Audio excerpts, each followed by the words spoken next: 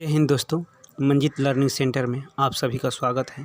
आज हम कक्षा 10 के प्रश्नावली 3.2 के प्रश्नों को हल करेंगे। इससे पहले इसका हम बेसिक के बारे में जानते हैं।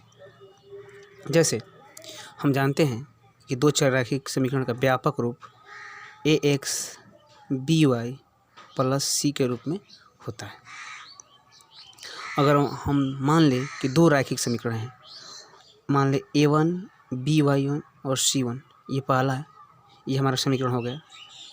और दूसरा हम ले लेते हैं a2x b2y प्लस c2, ये हमारा दूसरा समीकरण है। ध्यान देने वाली बात है। अब देखें, जब ये तर्क अगर हम इनका रेशियो लो a1 बटा a2 बराबर b1 बटा b2 बराबर c1 बटा c2, इस अनुपातिक में लिखें। जैसे ये मान यहाँ से इसके बटा इसका, इसके बटा इसका और इसके बटा इसका। अब इसमें कंडीशन आता है।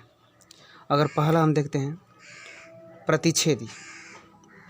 प्रतिच्छेदी में ये होता है कि प्रतिच्छेद के लिए देखिए, अगर a1 बटा a2 और b1 बटा b2 का मान समान ना हो तो हम कहेंगे ये जो रेखा का समीकरण है, ये रेखा का समीकरण क्या होगा जी? ये रेखा क्या होगा? प्रतिच्छेदी होगा। क्या होगा? प्रतिच्छेदी होगा। और प्रतिच्छेदी मतलब जब दो रेखाएं एक दूसरे को एक बार काटती हैं तो क्या कहते हैं? ये प्रतिच्छेदी होगा। जैसे हम लिखते हैं ये और ये, अब एक बिंदु को काट रहे हैं ना जी, अभी कैसी रेखा है? ये प्रतिच्छेदी रेखा होगा। क्या होगा जी? ये रेखा क्या होगा जी? प्रतिच्छेदी होगा। आइए, इसका हल कितना होगा जी? तो एक बिंदु को काट रहा है, इसलिए इसका हल कितना होगा जी? इसका हल 1 होगा। क्या होगा? हल 1 होगा। फिर पूछता है कि संगत है कि असंगत है। देखिए, इसका हल तो हो रहा है ना जी, तब हम क्या कहेंगे? ये क्या है जी? ये संगत है। क्या है? ये संगत है। जब हम क्या देखें, जब रेखाएं क्या हो? प्रतिच्छेदी हो तो इनका हल 1 होगा और ये क्या होगा? संगत होगा। दूसरा टाइप देखते हैं, जब समांतर हो।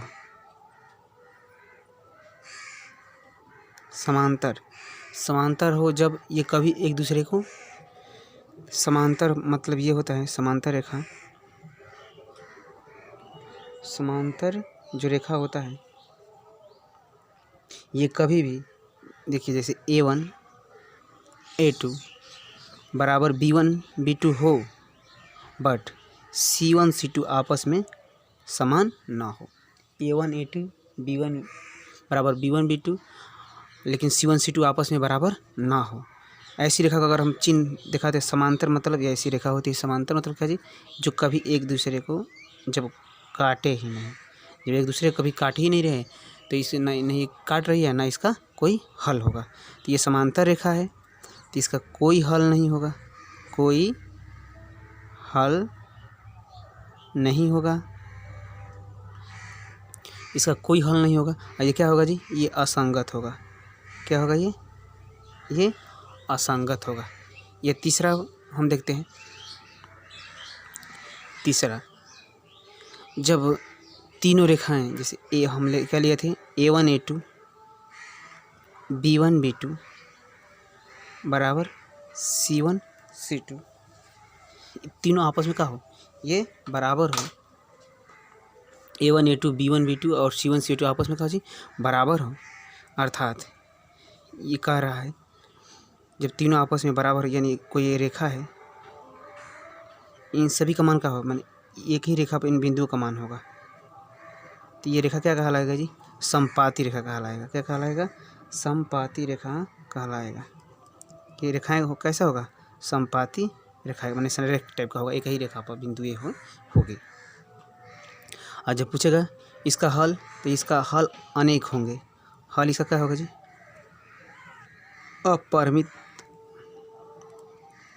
अपरिमित हल होंगे, यानी अनेक हल होंगे, क्योंकि एक ही रेखा पर अनेक बिंदु हो सकते हैं। अब देखिए, अब ये क्या होगा जी? ये भी संगत होगा। क्या होगा? संगत होगा। आपको समझ में आ गया होगा। और एक उदाहरण इस पर हम देखते हैं। अब ध्यान दीजिए, जैसे दिया है, अब इसका हम चेक करते हैं। यहाँ पर देखिए, ये जो मान होगा एक्स के साथ है ना, हम तुलना करेंगे इससे ए एक्स बी वाई प्लस सी से। तो जब तुलना करेंगे तो यहाँ पर अगर मान लीजिए पहला है तो इसे A1 होगा, ये B1 होगा, ये C1 होगा। तो ए की जगह पे कुछ नहीं तो 1 होगा।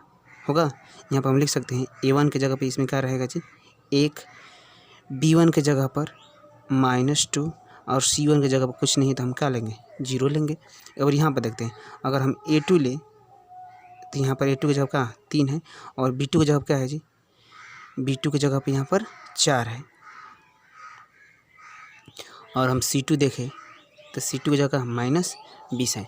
अब वही हम कंपेयर करेंगे A1 A2 B1 B2 बराबर C1 C2 से। तो मान रख के चेक करते हैं। तो A1 का मान कितना है जी, तो A1 का मान 1 है, A2 का मान 3। अब देखिए B1 का मान -2 और इसका मान 4, यहाँ पर तो 0 और यहाँ पर -20 है। तो अब देखिए ये तो 1/3 है, अगर हम इसको कटाएंगे तो खूब से खूब होगा तो 1/3 और ये होगा -1/2। ये क्या बराबर है, तो जब ये बराबर नहीं है तो ये पहला वाला कंडीशन में फॉलो कर रहा है कि A1/A2 बराबर B1/B2, ये बराबर नहीं है। तो कैसा होता है जी, ये प्रतिच्छेदी होगा। क्या होगा, प्रतिच्छेदी होगा। इसी तरह हम बाकी एग्जाम्पल ले सकते हैं। अब आते हैं 3.2 के प्रश्न संख्या 1 पर। देखिए पहला प्रश्न क्या कर रहा है, कक्षा 10 के 10 विद्यार्थियों ने एक गणित के पहली प्रतियोगिता में भाग लिया। यदि लड़कियों की संख्या लड़कों की संख्या से 4 अधिक हो तो प्रतियोगिता में भाग लिए लड़कों और लड़कियों की संख्या ज्ञात करें। ऐसा हम करते हैं। ये कहना क्या चाहता है जी कि एक प्रतियोगिता है जिसमें लड़का और लड़की दोनों पार्टिसिपेट कर रहे हैं। लड़का और लड़की दोनों का कर रहे हैं जी, पार्टिसिपेट कर रहे हैं। हमने मान लिया कि लड़कों की संख्या x है और लड़कियों की संख्या क्या है जी y है, और दोनों की संख्या क्या कर रहे हैं जी 10 है। तो पहला बात तो हमें ये बनता है कि दोनों की संख्या कितने हैं 10, मैंने x और y को जोड़ देते हैं तो कितना हो जाएगा 10। इसे हम इक्वेशन फर्स्ट कर देते हैं। दूसरा तर्क कह रहा है कि लड़कियों की संख्या लड़कों से कितना है जी 4 अधिक है। ये कह रहा है कि इधर लड़का हम करते हैं या इधर लड़की। अगर लड़कियों को जो हम लड़कों को x माने हैं, लड़की का मान है जी y। ये कह रहा है कि जो लड़कियों का संख्या है, लड़कियों की संख्या है लड़कों के संख्या से लड़कों की संख्या से कितना अधिक है जी 4 अधिक हैं। अर्थात ये तो लड़के और इसमें 4 और लड़के जोड़ दें तो ये लड़कियों की संख्या के बराबर होगा। यही कहना चाहता है कि जो लड़कियों की संख्या है लड़कों की संख्या x है, इनसे कितने अगर 4 जोड़ दें इनमें तो ये लड़कियों की संख्या क्या होगा और बराबर होगा। इनका क्या है जी ग्राफीय विधि से हल करेंगे। तो हम ये करेंगे ग्राफीय विधि से हल।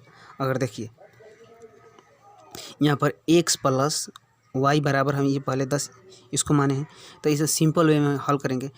एक बार हम क्या करेंगे x का मान हम 0 रखेंगे। जब यहाँ पर हम ऐसे बना देते हैं x और y, जब x का मान 0 रखेंगे तो y के मान क्या होगा जी, y के मान यहाँ से क्या होगा, y के मान 10 होगा। और जब हम y के ही मान यहाँ पर 0 रख देंगे तो अब x बराबर क्या होगा 10 होगा। x का मान कितना हो जाएगा 10 हो जाएगा। अब दूसरे में देखते हैं, यहाँ पर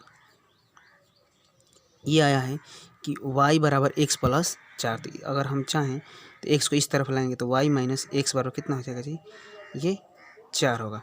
अर्थात एक बार हम y के भी ऐसे ही मान रख, एक तरफ x रखते हैं, एक तरफ का रखते हैं जी y। अब देखिए अगर हम x का मान अगर 0 रखते हैं तो y का मान कितना आएगा जी, यहाँ से 4 आ जाएगा। अगर हम y का मान जब 0 रखते हैं तो x का मान कितना आएगा -4 आएगा। x का मान क्या आएगा जी -4 आएगा। अब इसे हम क्या करेंगे, अब इसे हम ग्राफ पर दिखाते हैं। देखिए चित्र बना है।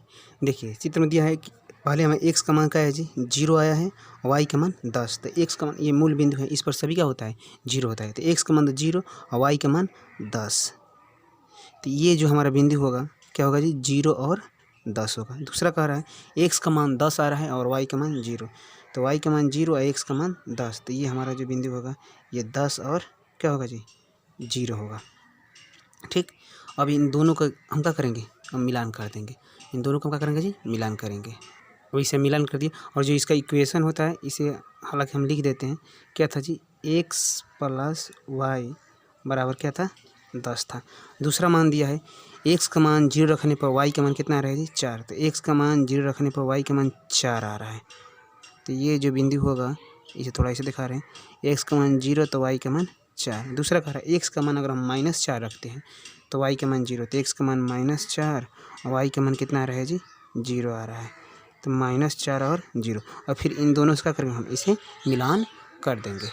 अब इसे मिलान करते हैं हम, ये मिलान कर दिए हैं। और दूसरा इक्वेशन इसका क्या था जी, तो y - x बराबर 4। अब यहाँ पर जो ये बिंदु मिला है यही इसका क्या होगा, अब इसका ये हल होता है। तो अब देखिए ये x के सामने कितना है जी, तो x के सामने ये जो किस पे है, 7 पे है, और y के सामने किस पे है जी, और y के सामने देखिए 3 पे है, तो ये 3। अब देखिए x का मान यहाँ से क्या निकला, 7 में निकला, x का मान क्या निकला जी, 7, और y का मान क्या निकला, सॉरी x का मान 3 और y का मान 7 निकला। यहाँ पर देखिए y का मान 7 और x का मान 3 निकला। तो हम कह सकते हैं कि जो लड़कियों की संख्या कितनी है जी, 7 है, और लड़कों की संख्या कितना है, 4 है। और देखिए यहाँ पर हम डिफरेंस भी निकाले थे, 7 में से 3 गए 4। देखिए लड़कों से लड़कियों की संख्या कितना है, 4 अधिक हो गया। अब हम करते हैं प्रश्न संख्या 2 को। देखिए ये दे रहा है कि 5 पेंसिल और 7 कलम का मूल्य 50 रुपया है, और 7 पेंसिल 5 कलम का मूल्य 46 रुपया है। तो एक पेंसिल और एक कलम का मूल्य ज्ञात करें। और इसे भी हम